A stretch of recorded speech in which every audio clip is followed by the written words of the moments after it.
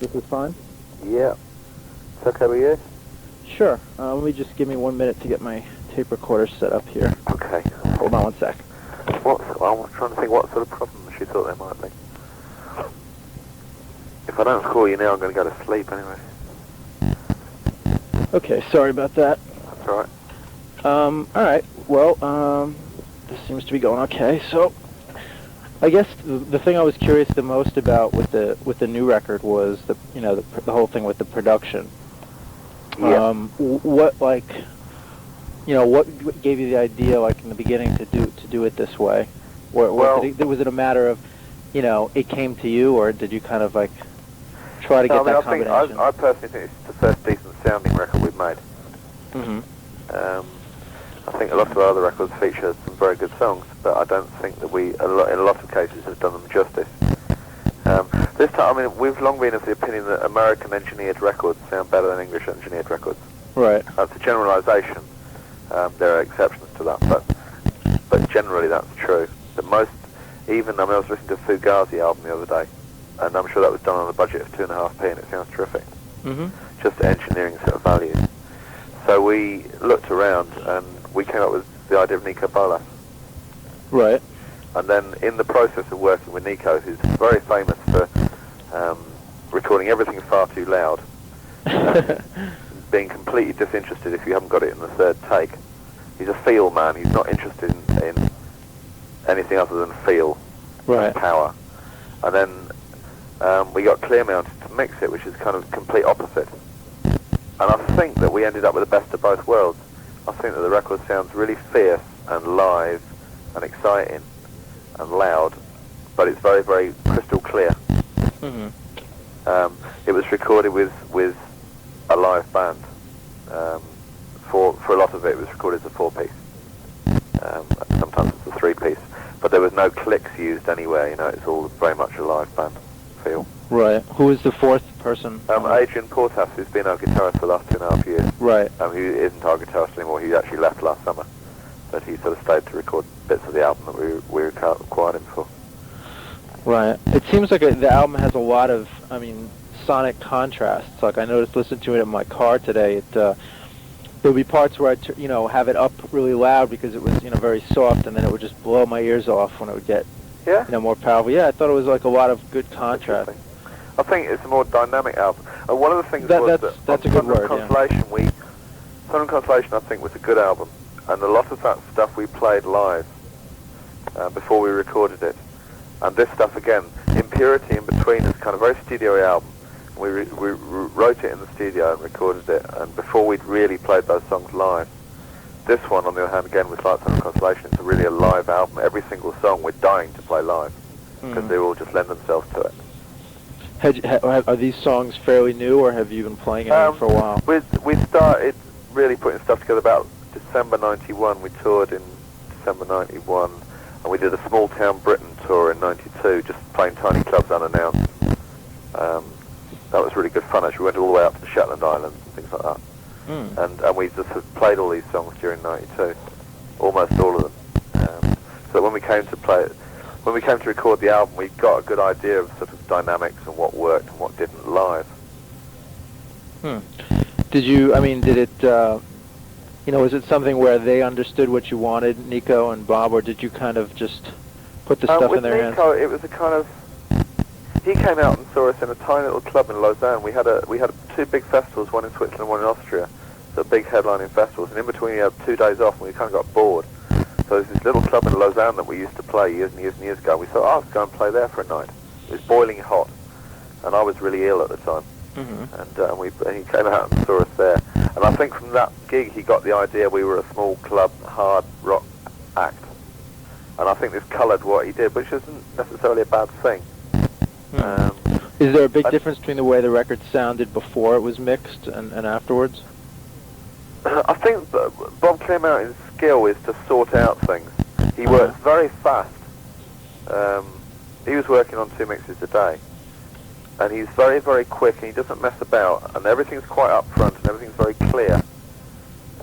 It's like, do you know what I mean? A lot of our other albums sort of complicated, lots of things going on, but you could never quite make out what was doing what. this time it's very crystal clear what's doing what. It's very uncomplicated. Yeah. Who played keyboards on the record? I noticed Me. that was you did. Yeah. Well, that's like Except on Fate, actually. On Fate, it was another guy. right.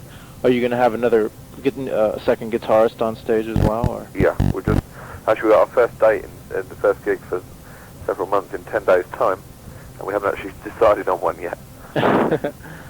We always do everything at the last minute. Right.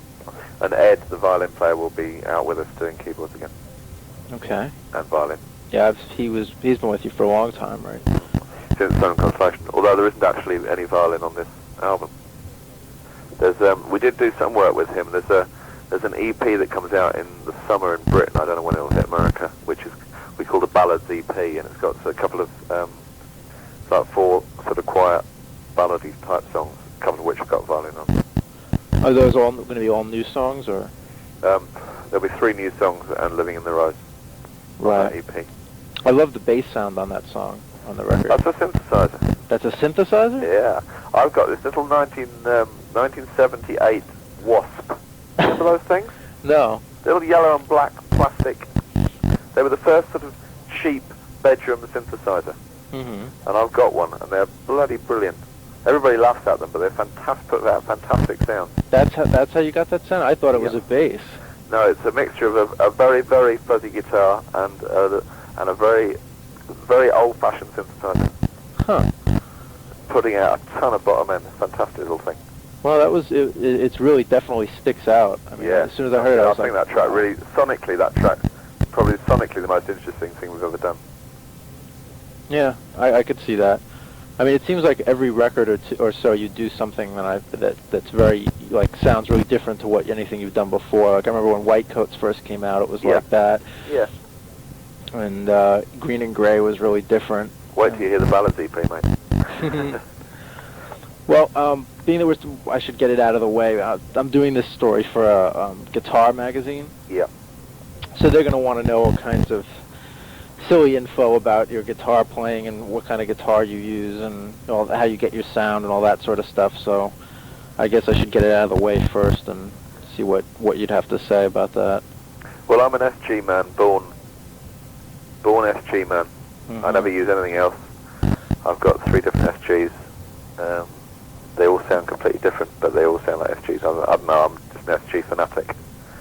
For years and years I used Marshalls, and just recently I've gone back to Vox AC30s, Mm-hmm. and they sound fantastic. And a lot of this album is recorded with AC30s. The second guitarist is playing a mixture of a Strat and a Gordon Smith, and those are also on AC30s. Okay. So a couple of Marshalls on the record, a couple of Fenders, but mostly AC30s. With what started you using SGs? Was it, Because they're light and they're easy to play, and I don't like heavy guitars because I can't be doing with heavy guitars, you know what I mean? I don't like to feel like I'm weighed down by something. Oh, I see So what you're that saying. was You the mean first reason for going to SGs. And then you get attached to them. Hmm. I actually bought one in Los Angeles the other day, and they're all different now. I bought one, and I tried 15. And the 15th, I was just about to give up, and the 15th one I tried, it was a 62 thing, and I thought, yeah, that's it. You kind of bond with guitars, or you don't. Yeah. It's like with people, or dogs. Sort of bond, or you don't. And certain guitars you pick up, and you go, yep, that's me. And there's some other guitars that I pick up sometimes, and I go, yeah, I like that. There's something about SGs which are kind of me, and you get attached to them, and they do all sound different. Well, I guess that's what kind of gives you, because I can usually tell when you're playing guitar on a song. You can usually, it has a certain. Well, it's interesting. We're auditioning for guitar players at the moment, and we saw 40 to 50 people. And although the stuff I play is incredibly simple, it's amazing how many people cannot get their heads around it.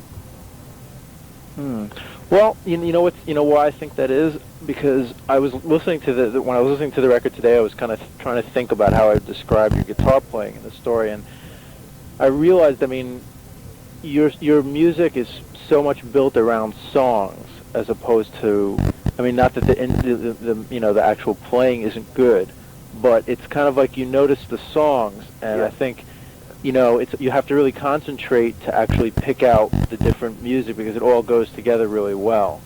And I think I don't know, that's just my impression of it. So I do find that a lot of people think that it's dead simple. And when they come to actually examine what the different parts are, the different bass parts, they can't understand. They're always surprised by quite how much complication there is behind it all. Mm-hmm. But it's because, as you say, the song sort of sticks out first. I think that's something that me and Robert have always believed in. And we come from, to some extent, different roots. The one stuff that me and myself and Robert have in common is Motown. And we're both Motown fanatics. And there's the greatest example of songwriting in the history of mankind. Yeah.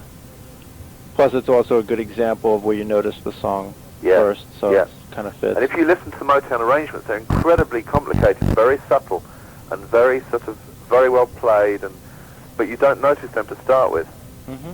And I suppose it's the same with New Malama. You don't really notice what's going on behind you, just notice the song to start with. If you ever go into detail about what's going on behind, sometimes it's very complicated. Well, I don't think your ear hears it right away unless you actually sit and concentrate. Your ear just takes in the song, and all the different sounds and complexity works together, but you have to concentrate to pick it apart. I mean, I think in this day and age what people really want is songs. Mm-hmm. We're almost like a country band now. Not in the sense that we play country music, but in the sense that our values are like country music, in the sense that we believe that what people want is not a new sound, not a redefinition of rock and roll, for God's sake, again, but it's just good songs that relate to people. Mm-hmm. In the same way that country music, that's all country music does. It doesn't sort of reinvent itself every year. I don't understand this need for rock music to sort of... Yeah, well, that's kind of... Yeah, I mean, it's interesting if someone comes up with something that sounds really new, but I don't think that should be the criterion for whether something is good or worthy of listening. Certainly. I mean, one of the problems with British music, and there's almost sod all coming out of Britain at the moment, I think, and most of the interesting stuff coming from America. And I think that's partly because Britain's always trying to redefine everything and discover something new, whereas America's closer to its roots in country and R&B. Yeah, I could see that. I mean, British music has really lost its way recently, I think.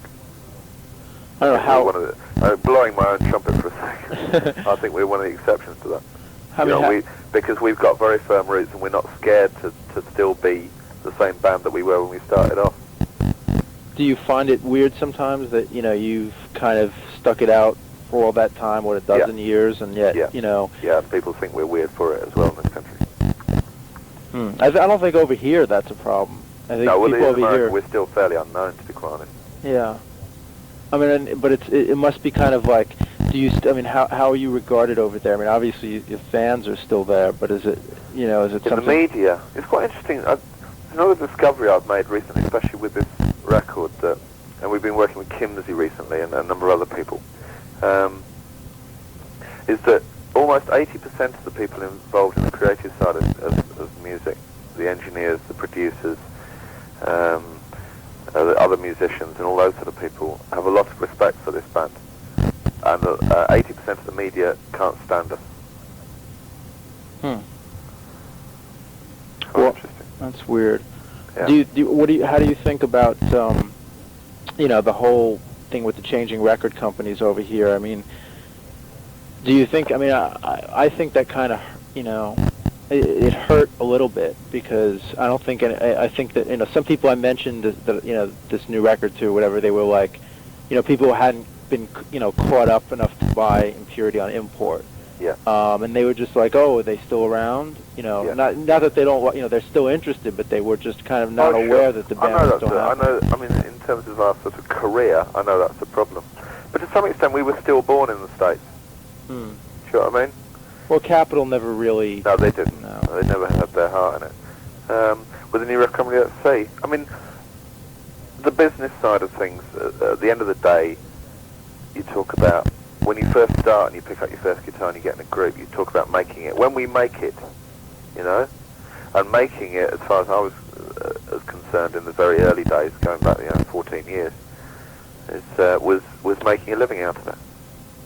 And we'd achieved that by 1985. And after that, it doesn't really matter to me whether you sell 2,000 records or 2 million, it's only numbers after that. That's true. We make a living out of it. We go around the world We go to interesting places, and all we've got to do when we get there is do what we love doing best anyway. It's a great life. Really, what more can you ask for? Absolutely. I've never been interested in playing the numbers game. No, I think for me, I'm more interested in not so much, the need for you to sell 1 million records here, but more just that, the music gets exposed to people. Of course. Of course, we hope that radio stations will play it and people will hear it and people will like it and people go, yeah, that I relate to that. But if that doesn't happen, I don't cry myself to sleep at night if we're not playing on the radio, put it that way. Right. It's not why I got into this at all. Well, there is. I mean, the climate now, though, here is so different than when Capitol, whatever feeble efforts it did do to push you was doing. I mean, now records that are, it's a totally different atmosphere in terms of what people will accept musically. And, where I think 5 years ago, a lot of people here might not have been, willing to listen to something like New Model Army. I think now, because so many, loud and raw and bands have made it, it's kind of a little easier. We are a marketing man's nightmare. Well, that's because you don't fit into anything. Exactly. But that's kind of good. Still don't. Even the current sort of scenes for harder music or whatever, we still don't fit into any particular genre. We're a folk band. I always think we're a folk band. Yeah. But that doesn't mean to say we play acoustic guitars and bloody play fiddles. But, no, it's the kind of things you sing about. It's a lot of the structure of the songs. It's, I still believe that what people want are songs that make them feel something. I mean, our whole criteria is when we record a song is, does this send a shiver up me back when I listen to it? Does this make the hairs on the back of your neck stand up on end? And if it does, we'll put it on. If it doesn't, we won't. However good technically it is, or however pretty it is, or whatever. If it doesn't do that for you, we don't use it. I mean, almost everything we write is in the minor key, because most of the world's folk music is actually in the minor key, because that's what does it for people. That's interesting. It's weird though, because your music, even if it is in a minor key, it's never, I don't know, even songs that are lyrically disturbing or what's the word, dark lyrically. I never feel, sad or depressed listening to your music. I always find it somehow, exultant. Thank you very much, Greg. I don't know, I'm getting a little long-winded, but, no, really. No, I know what you're saying. I think that's partly, it's because we're romantics. That's a good word for it. I was trying to think of it today. It's very, I tried to think of what it makes it sound like. To me, it's like I hear wind in your music. Like, I hear, like, wind and, like, We live in Yorkshire. We won't. Well, yeah, but you just get this great feeling of movement and. I would think it's a little bit like, Wuthering Heights. Do you know the book? Yes. Yeah, right, or the movie or whatever. Wuthering Heights is 15 miles from where we live. Aha. We won't live in London. We stay in Bradford and we stay in Yorkshire. And Wuthering Heights is very close to where we live. And Wuthering Heights is very dark. And a lot of, particularly if you watch the movie or something, you think, my God, this miserable, rainy, wet, grey thing. But if you enter it, it's a whole different world, and it has its own. It has a whole different set of values, if you like, from what you normally are accustomed to, and a whole different set of highs and lows. Mm-hmm. And I often think that our music is like that. It's kind of slightly foreboding from the outside, but once you enter it, it's like a whole different world of sort of. Not in a kind of druggy way, but it's a whole different set of emotions. Yeah, it's very, it sounds corny, but it's kind of epic. Yeah. It just has a very... I like epic music. I always did. So does Robert. Basically, it's down to myself and Robert what we both like. I can't write the lyrics, but the music is very much between the two of us. Do you basically have a lot of influences common, or you said just Motown? I think he comes from much more of a rock background. Uh-huh. And I come from much more of a folk background. And I think that, when I was growing up, I'm a bit older than him, I remember all the 60s stuff, but in the 70s I went off music a bit, and what music I did listen to tended to be sort of Neil Young, Bob Dylan, that sort of stuff, Gordon Lightfoot, I don't know, a lot of folk stuff. Right. and what he listened to was more the rock side, you know, Deep Purple. Thin Lizzy we both like, actually. But going back further, you know, Motown is that perfect pop music, but still with a kind of epic tinge, if you like. Mm-hmm. The Four Tops, Temptations. When you were younger, then, like, were your role models as, like, let's say, a guitar player more people like Neil Young, or you know, as opposed to the more traditional rock influences? I didn't ever take myself as a guitarist seriously until very late. I used to spend a lot of time out in the countryside and up in the mountains and things, and I had this kind of romantic notion of sitting around campfires strumming acoustic guitars and smoking, because I'm smoking cigarettes or anything else really, because that's what sort of the older people in my peer group did, and I thought it was very romantic. A little bit like sort of touring around the world in a band. I always thought was romantic, and actually, funnily enough, I still do. I still find all those same things romantic. So I picked up a guitar to learn 4 chords to sing songs to myself. Right. And I never took it seriously. And during the 70s, I listened to folk music, but in general, I went off music because I thought the music became very passionless, and that I got very into soccer, and I followed soccer teams. Mm-hmm. I was into the passion that is in sport, and I still think it's in sport, especially soccer, which I think is the world's most beautiful game. Aesthetically, the world's most beautiful game. Oh, I'll argue for hockey, but okay. Trouble is with hockey, you can't see the puck; it goes too fast. That's true. But because football's a mixture of dance and power, lots of other things. It's just a wonderful game. Proper football, I mean. It is great. It's much better than baseball. I don't know why people in America like baseball. No, neither do I. It's so boring. But that's where I thought the passion was. Mm-hmm. And then in 1977, 78, I started going to punk gigs in pubs in Bradford. And I thought, my God, there's passion back in music. And it was a band called The Ruts. I don't know if you remember them. Oh, totally. Babylon's Burning. Right. Yeah. I went to see them in a pub in Bradford at 200 people, and that's a gig that changed my life. They would have become one of the great bands of all time, except their singer went and died of heroin. I know. Yeah. But that gig changed my life. I went, my God, there's passion in music.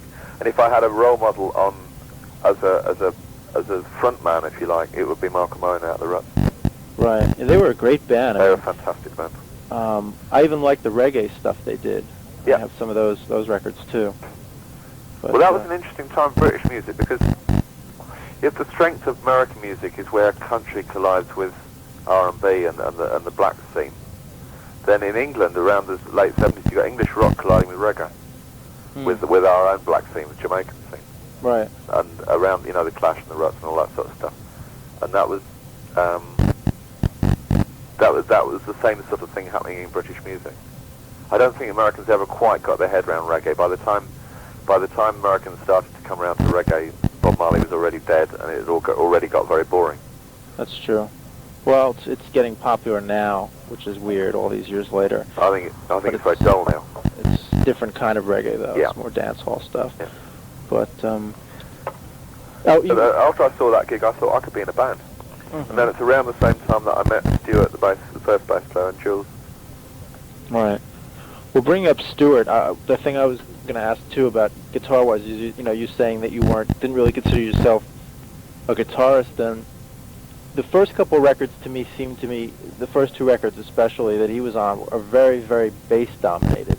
Yeah. Like the bass. He was a sort of bass virtuoso. Yeah. And there wasn't much room for anybody else to play because he just wanted to play so much. It was almost like a lead instrument. Sorry? It almost was like a lead instrument. Yes, he was the lead instrument. And he worked very well, because I couldn't play very well at that point. And we designed New Model Army to feature Stuart's bass playing and my lyrics, basically. And that was the idea of New Model Army. Mm-hmm. Well, how did that evolve then? It seemed like, looking at all the records together, it seemed like you got more guitar oriented and also adding keyboards in over time, and it became less of that kind of sound. Like, how maybe you could describe, like, just so I have like some quote on it, like how that evolved or how you changed. Basically, what happened was that Robert joined the group just before we did Vengeance, and And on Vengeance, he plays very basic drums, and the guitar's very simple, and we based it around a lot of the bass playing. Right. By the time we came to No Rest, everybody was trying to play, and I think No Rest, although the songs are very good, it's a kind of mess. I don't really like the No, the production's awful. You know, it's kind of, awful, and everybody was competing. Yeah. By this point, Robert's a very strong personality, and there were differences of opinion. Mind you, we've always had differences of opinion, but yeah. Stuart was kind of drifting out by that point, and Robert was very, very strong personality, and he wanted things a certain way, and he wanted the bass and drums to play together as a more conventional rhythm section. No Rest didn't really work, and after Stuart left, which is halfway through, it's very shortly after finishing No Rest. On No Rest, by that point he was already drifting away, and myself and Robert were writing off the bass lines. All right. Well, you did some good guitar. I always thought the song No Rest had really good guitar work. That's all bass work. It sounds like guitars, but it's basses. You're kidding? Yeah. Well, that yeah. bass. All right. Now wait. All right. When I saw you, the first time I saw you play live, though, I saw you at Finsbury Park in '86 in London. Oh, God, yeah. And I remember. 84. No, this was the damned Tea Party. 84, mate. Time flies. 84. No, I'm very good with dates. It was August 84. 86. 84. We'll make a bet. Next time I see you, Chris, I'll buy you a beer if I'm right. Because Stuart was still in the band, yeah? We'll see. I still have the program. Oh, hold on. This was the second time with the Damned. Yeah. Yeah, Okay. all right, 86. First time with the Damned was 84. Right. Different park. But anyway, seeing you then, I remember I didn't get to see most of it because it was under that tent and I couldn't see too well. But I remember seeing you do a lot of, you did like a long solo, a lot of really good lead guitar on that song. I did? At that time, yeah. All right. But anyway, I'm sorry, this is digressing. But right. So you after Stuart left, how did you reconfigure the sound? Well, at that point, I was because I made the band with Stuart. I sort of was very unhappy about him leaving. It was very much Jules and Robert that sort of their impetus kept it all going. Stuart's replacement, Moose, we chose him basically because he could play he could copy Stuart. He was the only person we could find quickly that could do what Stuart did physically. Right. He had the ability, but he wasn't creative in the same way that Stuart was. And slowly, Moose wrote very little, and myself and Robert started writing the bass lines, partly using a lot of Stuart's kind of ideas, and then also taking it somewhere else, and obviously linking it much more in with the drums, so the rhythm section became more one. Right. You know what I mean? The bass and the drums were more anchored down together. Obviously that made Robert start to be able to play more. When on Vengeance, and to some extent No Rest, there was very little he could do because the bass was doing so much, it didn't allow him any room to play. So as it went on, the bass lines got a little bit simpler. So we wrote the bass lines more to go with songs and more to go around the drums and stuff. I see. So Moose didn't really write stuff. And from that point on, myself and Robert have written most of it since. Mm-hmm. What about melody orientated? Right. I tend to like guitar solos that you can hum and sing. Thin Lizzy guitar solos or Bruce Springsteen's guitar solos. Mm-hmm. So the things you can actually sing along with. I hate the 45 notes per second solos. I think they're boring as hell. Well, that wouldn't work with your music at all. It wouldn't, but I don't even like them with anybody else. Jimi Hendrix's best solos and best moments, as far as I'm concerned, are still on the ones where he'd pre-worked out what he was going to do. Yeah. I remember sitting with Glyn Johns and saying, I can't remember what song it was on. I think it was Western Dream or something on Ghost of Cain. And saying, I've got to go and work a guitar solo out. And I'm sure most of the musicians you work with just play.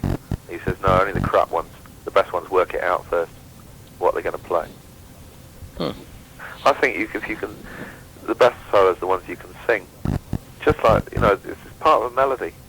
I think people like to sing along to guitar solos. Yeah, I like ones that reiterate the melody of the actual song.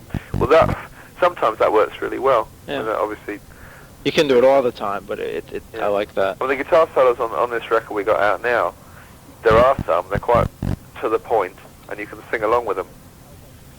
All right. How about you said you played keyboards on the new record? How do you Well, find? I started doodling the keyboards. I'm a one-hand keyboard player. I can't really do it properly, but I like interesting chords. I do like keyboards.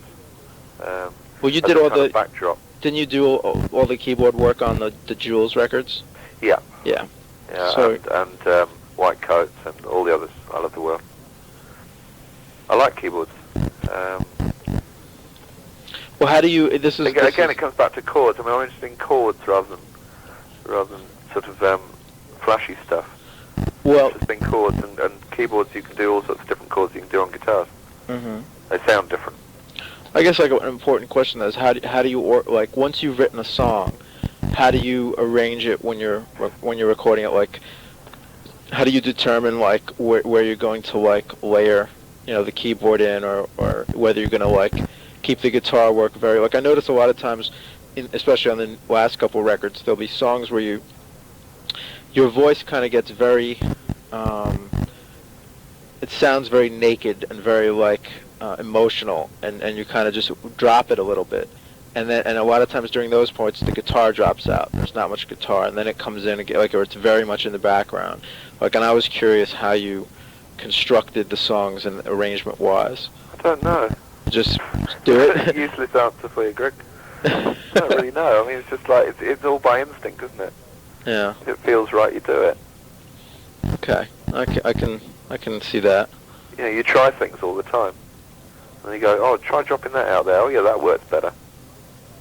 I think so. The most important thing is at the end of the day, the emotion of the song comes across, and nothing should ever get in the way of that. Right. And everything should be to build up a feeling, and anything that doesn't contribute to it is a waste of time.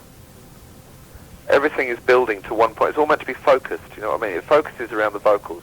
Occasionally, the vocals will drop out, and it focuses around a piece of music. But that piece of music should be in the same kind of mood. Mm-hmm. Yeah, I could see that. It's we never write songs which are kind of. I mean, some groups just write songs which are a nice piece of music and they bung some vocals over the top, and that's it. But when we start writing we start with a bit of music usually, and then I get an idea for a bit of lyric. And I never write lyrics unless I've got something to say. I don't see how people can. I mean, I know a lot of people out there do, but unless I've got an axe to grind, I can't write. Mm-hmm. You know what I mean? All my songs are very obvious in a way, because they've all got something to say. And then once you've got your kind of main focus, which is the vocal, then you build. We usually start with music, then the vocal comes in, and then we build the rest of the music around what the vocal wants to do. Okay. Do you ever just do you generally write songs with the whole band there, or do you just sit with your acoustic guitar? Occasionally we'll do a jam, and we'll take an idea out of the jam. A lot of the time I take some of Robert's drum, like White Light is written on or Living in the Rose, both written with a Robert sort of drum beat in my head, and then I go away and write the rest around that drum beat. Right. Sometimes Robert will write a whole song and just come to me and say, "Here it is, and what can you do with this?" Green and Grey was done like that. Believe It on the new LP was done like that. Robert Really? wrote all the music, guitar parts, everything. I wasn't aware of that. He writes guitar parts and things. He plays guitar very well. Green and Grey is definitely, I think, one of my favorites. A lot of people think, because they've seen me play Green and Grey acoustically, that it must have started with me and an acoustic guitar. And it was a whole complete piece of music with drums, guitars and everything, which rather contradicts what I said about 5 minutes ago, that he said, do something with this. Yeah. Yeah, that's very rare, but it does happen. Archway Towers also. And Lurchtab. I think those are the main ones that have been done like that. Hey, he's a good writer. Those are a lot of my my he's favorites. A very good writer. Yeah. Very good writer. What's your personal? I'm just curious. What's your favorite song you've written to date, or favorite song from the band? It's very difficult. That is.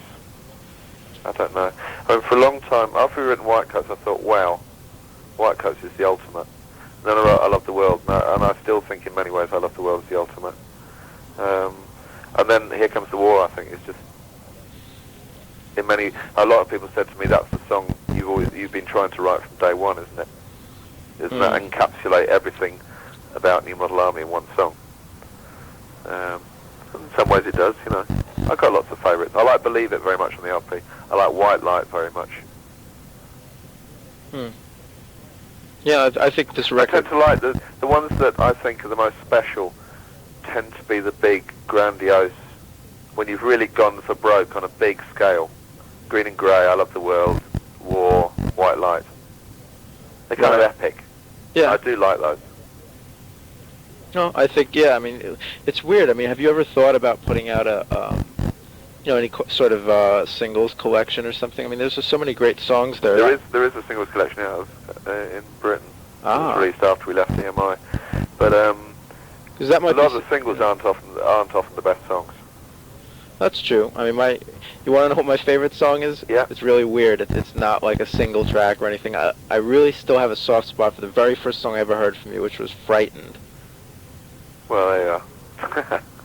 Which was pretty weird. Written on a beach in Cornwall. Really? Yeah. But that's a very guitar-y sort of song. Yeah. It's a very, it's got some amazing bass playing in it as well. Yeah, it's quite a good song. We don't play that very often anymore. I like that, and I like Family a lot. That's very R&B. Yeah. But the thing I was going to ask you, you were mentioning about, playing with an acoustic guitar. Do you write most of your songs on acoustic, or do you... No. No? Very few. Hmm. After everything I said about folk music, I actually write very few songs like that. Why do you think that is? Do you just not feel as comfortable, or...?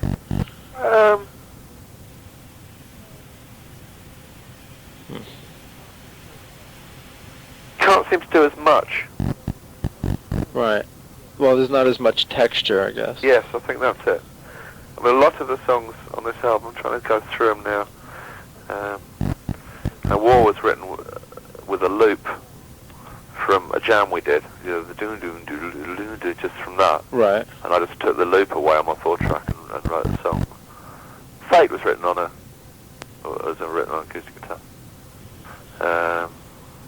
Living the Rose obviously wasn't. That's like a loop of a drum beat and then a big, heavy fucking electric guitar.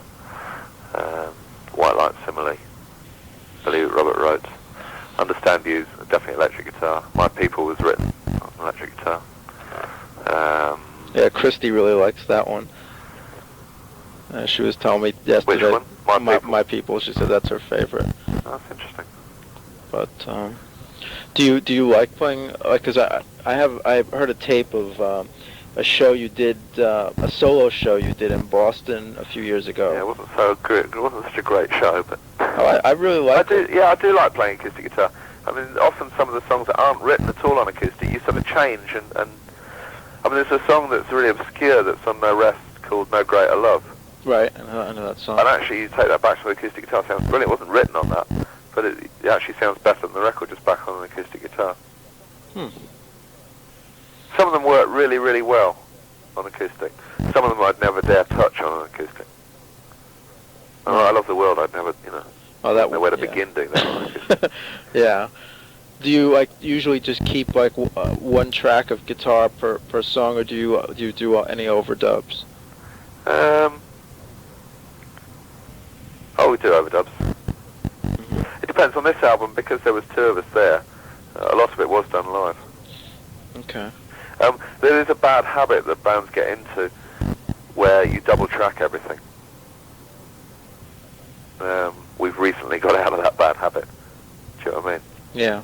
I think that's a trap that bands fall into.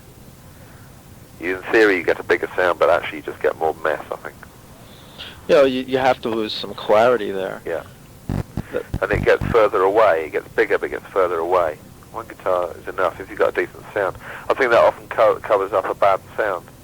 And we've done a lot of that in our time. This guitar sounds a bit weak, or we'll double track it, it'll be alright. Or on No Rest, all that echo. I can't believe there's 16 tracks of guitar on there. I mean, I can't think why. But some idiot producer had the idea. Yeah, the thing about that record is weird. Is just, to me, it sounds very echoey. Everything was put, Yeah.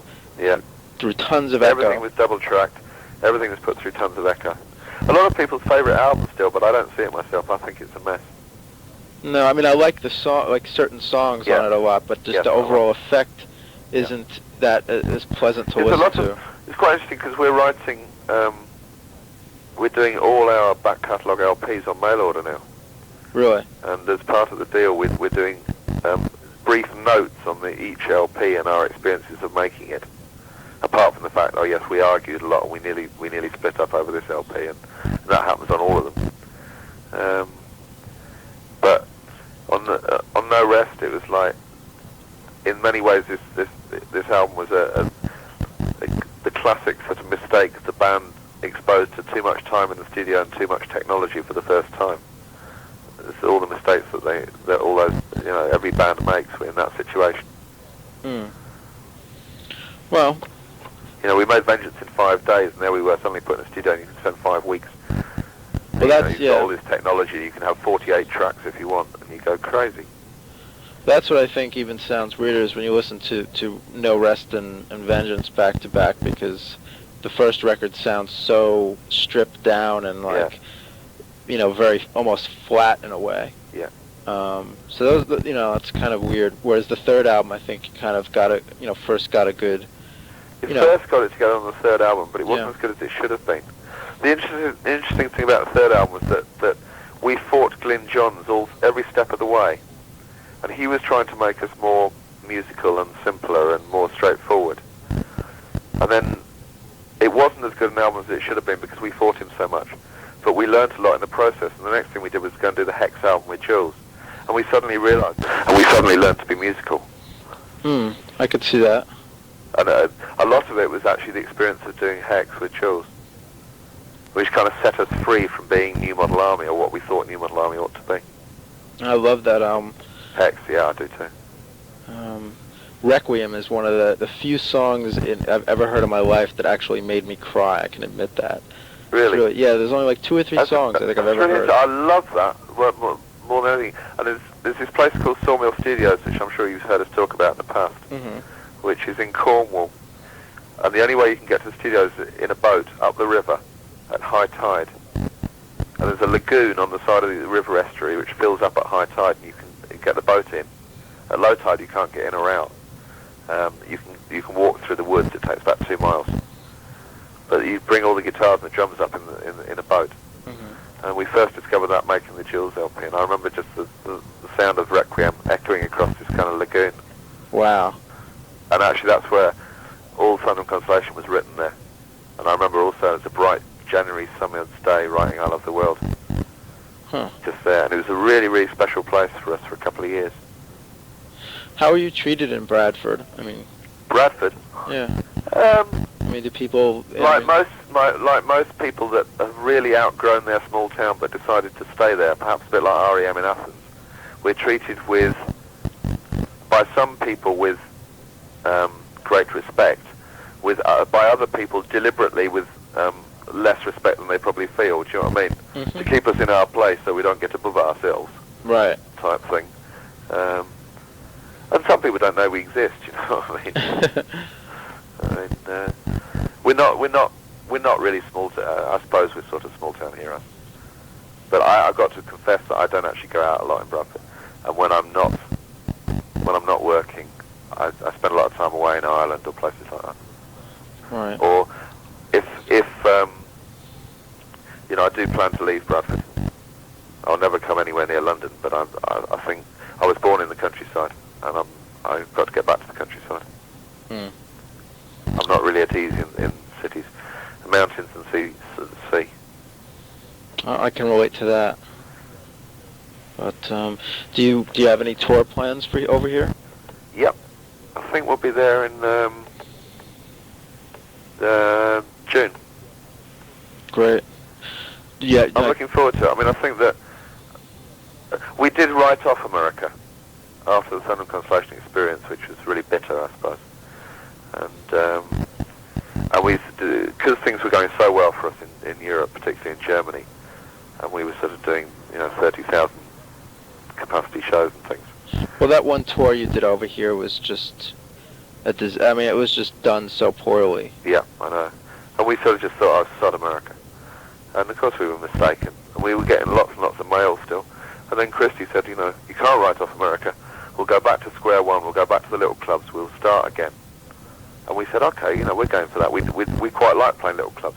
It was quite strange because we headlined this festival in Germany to 32,000 people. And the next show we did was in Danbury to 300. And that's all right. We quite like that. Yeah. I mean, there's this situation now where I'm in a very, very nice hotel in London. And tomorrow I'm doing press, and then I'm going to Germany to do press, and I'll be put up in 5-star hotels, and I'll be treated like a king. And then I'll go home, and I'll look in my pocket, and I won't have any fucking money, and I'll be a bag of chips for dinner, and back to all the domestic problems, and you know what I mean? Yeah, well, we lead this weird kind of double life. In New Model Army, sometimes we're clipping on people's floors in rat-ridden sort of tower blocks, and the next moment we're in a 5-star hotel, and the next moment we're back in the clipping on people's floors. And I like that. I don't think I've that's a bad thing because it kind of keeps your attitude fresh. And I think that way, when you have a really nice meal or you stay in a good hotel or something, you really appreciate it because you don't get used to it. Mm-hmm. It happens from time to time, and it's nice. You get all the good things in life, but never so often that you take them for granted. Which is the best way to be. That's definitely true. That's the perfect life. So what do you think? This will be clubs or what sort of? In America, I guess it will be clubs. I don't mind playing small places. In fact, if anything, I prefer it. I always remember that. What's the gig that changed my life? It was 200 people. What are my top 5 gigs of all time? Have all been in clubs of less than 1,000 people. I think those are the most affecting. I know lots and lots of kids in Germany that want to come and see us play in America this year because they can see us play a little club. Yeah. And it's more exciting, it's more affecting, it's more intimate, more personal. Well, you did. I mean, the last time I saw you here was really a little bit bigger of a place, and it was pretty packed with the Limelight. Yeah, right. That was, That's a little bit bigger, yeah, but... But I guess that's because it's New York. You probably have a lot more fans here than some other places around the States. But even for a German kid, that's like tiny for us. I mean, that's really intimate. Strange, isn't it? What do you have? I'm quite looking forward to the States in that respect. It'll be more fun in a way.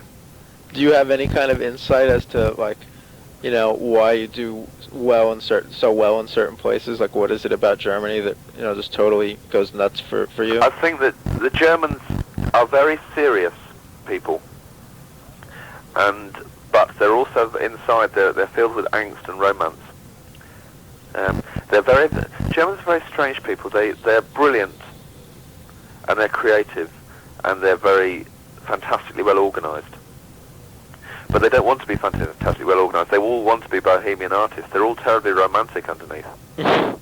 And they're very uneasy with their own genius. That's what makes that such a dangerous country. They're uneasy with their own genius. I think it's the best way of putting it. And I think they take to us because we are kind of serious about what we do. More so than a lot of British acts have got a kind of flippancy about them, perhaps. Right. Which we haven't got at all. And we are very serious, and we're straight to the point, and we're right straight to the guts. You know what I mean? It's all gut instinct, gut reaction. The lyrics aren't thought out political theses, they're gut reactions. And at the same time, there's a kind of romance in our music as well, which appeals to them. Well, that's interesting analysis. We do fairly well in France now, which is interesting, because France and Germany are very different.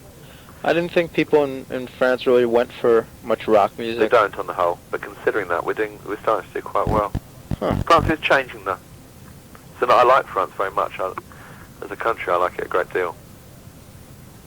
I've only been to Paris, so I would probably say that I guess that being to Paris, really you can't judge the country by that. So no, although I quite like Paris. As big cities go, it pisses all over London. I don't know. The time I was there, it rained the whole 3 days, so I didn't really get much of a feel for it. But have you been to the southern areas of France? Yeah. What is that like? I've heard that's Mediterranean and nice, laid back, more laid back. but very Gallic. Hmm. I mean, I actually really like those kind of places. They're harder to tour in. Because the thing about touring for Northern Europe and Germany is that everything works and everything's on time. And, right. In Southern Europe and beyond, when you get out into the third world and so on, nothing works, nothing's on time. But I don't mind that. We went to Brazil a couple of years ago, and it was brilliant. It was just fantastic. Yeah, you told me about your mugging experience. Everybody has to get mugged once on the Copacabana. It was fun. Well, I've never been mugged yet, so one day, I don't know. Well, it wasn't a real mugging. Yeah, they kind of, it was a give and take there, I guess. Yeah. So is there anything else I should know about coming up, or? I don't know. There's a very weird video. Yeah, I heard that it was done by a guy who does mostly rap videos. Yeah, how did that all the come niggas up? with attitude and public enemy video. How We found this old. There used to be a steelworks in London, and it's now used for paintball games. And it's like this derelict concrete box full of weird stairwells and stuff. Uh-huh. We went in at 7 o'clock in the morning, and we had a big team of extras, as in all Eric Mezza videos, and we had a really, really loud sound system, and we just had war blasting at us all day, and everybody was dressed up in sort of kind of old clothes and blood and stuff. We started off as make-believe blood, and as the day went on, there were a lot of injuries in the process of making the video, and it all got real. And we were and everything in the bloody building was on fire, and there was explosions going off all over the place because all these special effects people were setting off explosions everywhere where we weren't expecting them. And just generally, it was very strange. It got kind of real after a while. Huh. It was a very strange atmosphere. We were there for 17 hours. We finished at 3 o'clock the next morning. 17 hours. And, did you lose touch with, the fact that it was actually a video? Yes, basically. That's what I'm saying. It started to get sort of strangely real, and the atmosphere of it started to get strangely real. Hmm. And obviously it wasn't, but, We did a video with Tom Jones this afternoon as well. Yeah, Christy was telling me that you hooked up with him for that, Yeah, Gimme Shelter. the Gimme Shelter thing. That's actually really, we've done a really good version. I'm really proud of that. I think it's one of the best things he's ever done. It's certainly one of the better things we've done. We did it with Chris Kimsey, who's the Stones producer. What was it like working with him? Tom. Yeah. He's sweet. He's a sweet man. He's a very sweet man. He Had just he- loves singing. And people associate Tom Jones with Vegas and cabaret and all this sort of stuff, but they forget that he started in little R&B bands in Wales, Right. and that's his first love. And so we did a very straight R&B version of Gimme Shelter, and he just belts it out. It's fucking great. Was it like, The video's a bit odd this afternoon. We did it in a park in London. It's very odd. God, I don't like making videos like that, really. Model Army and But, Tom Jones. It was okay. He's a nice man. Had he heard of the band before? Yeah, he's heard of us. He didn't know a great deal about us. It was quite strange because he was on the radio. We were interviewed about the single, and they interviewed me on the evening show and asked me all about Tom Jones. And wasn't it weird for New Model Army to work with Tom Jones? And I just said, well, I just told you. And they interviewed him on breakfast and said, well, why are you working with New Model Army? And didn't you find they've got a terrible attitude? And isn't it a bit strange to work with a band like that and all that kind of thing? And he'd say, no, it's a kind of straight rock band. They're going, no, but we've heard they're really difficult, you know what I mean? It's really strange. Oh, God. We've got this kind of appalling reputation in England, which I don't really know where it comes from. It might come from the only stupid bastards use heroin t-shirts. I don't know. Which is what most people in England remember us for. You're kidding. I'll tell you, in England, once we'd written Vengeance, the song, our card was marked forever. Because that's just, outside in the rest of the world, we got known perhaps for 51st State in Germany and other songs around the place, do you know what I mean? Well, but that was the first big hit here, too, I think. Right. That, in a way, is unfortunate in America, because I'm sure we got the reputation of being a really anti-American band, do you know what I mean? Which is perhaps unfortunate. But in England, we came up as being this new sort of left-wing band, and then we wrote Vengeance, and everybody went, eh? And they just didn't know what to do with us after that.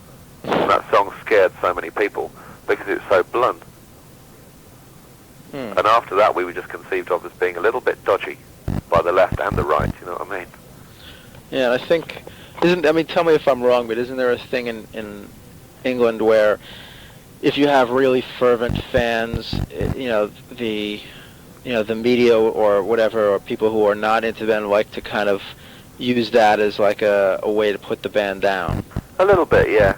Because I always saw things in the British papers about New Model Army and their silly fans or their whatever fans. I think you see what there is out there is millions and millions of people. People are basically tribal by nature, and this society which promotes individualism over tribalism is wrong. It's mistaken, and that's why it's cracking up. I mean, absolute tribal societies have their downsides, and you look at Yugoslavia to see that. But people are not equipped to be individuals. We're tribal by nature, human beings are. And however much, particularly sort of American society, which is very much based on individualism, would like to pretend otherwise. And a million sort of personal growth programs won't give people what they basically need. What people need is family. Yeah. And we weren't afraid to make New Model Army the possibility of being the adopted family of whoever wants to adopt us for the period of a tour, say, or for a lifetime if they want. Do you know what I mean? Right. Right. And so we got this reputation as being a kind of closed shop, a kind of family band that plays to their fans and nobody else. It's not true. The fans came and they drifted off. People joined New Model Army family for a while and drifted on. It's always new people